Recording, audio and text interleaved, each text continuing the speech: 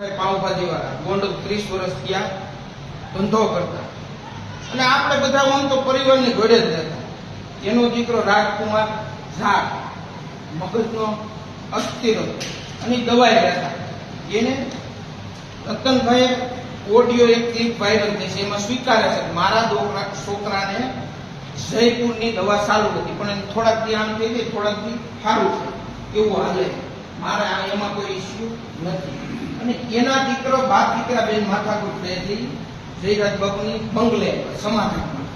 પછી એને જે કઈ વ્યવસ્થિત વાત થઈ એ થોડા દાદુ કઈ એને સમજાવટ કરી મોકલી એને ઘરે આવી. એના સીસીટીવી ફૂટેજ બધા આપણે બધા જોયા આખા ગામમાં. એવી રીતે આપણે કુવાડવાથી આગળ બ્રિજ નીચે એનું એક્સિડન્ટ રાજકુમાર ઝાનું. તો એ વાતનું આપણને બધાને દુઃખ છે. ભગવાન એના આત્માને શાંતિ આપે. પણ એની અંદર એક ટોળકી એવી સક્રિય થઈ છે કે જયરાજ બાપુના પરિવારને પૂર્વ ધારાસભ્ય ગોંડલ જયરાજ બાપુના પરિવારને ડેમેજ કરવા માટે ક્યાંક ને ક્યાંક અવારનવાર સોશિયલ મીડિયામાં અથવા તો કોઈ પણ ન્યૂઝમાં ખોટા મેસેજ આપી અને આપણે જયરાજ બાપુને ડેમેજ કરે છે.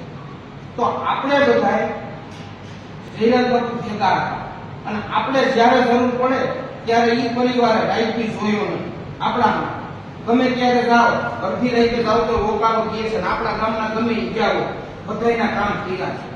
એટલે આપણે હંમેશને માટે આપણે એની ભેગું રહેવાનું. બધા આપણે પેલા એની ભેગા અને પછી એની ભેગા.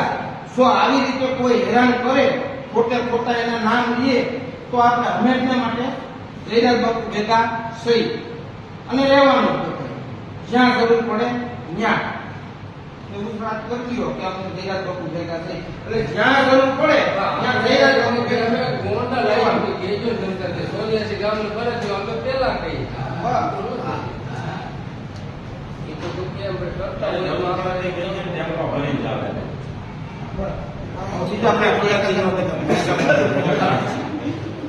મિત્રો, આવા જ વિડીયો અને શોર્ટ્સ જોવા માટે આજે જ અમારી ન્યૂઝ રૂમ યુટ્યુબ ચેનલને સબસ્ક્રાઇબ કરો.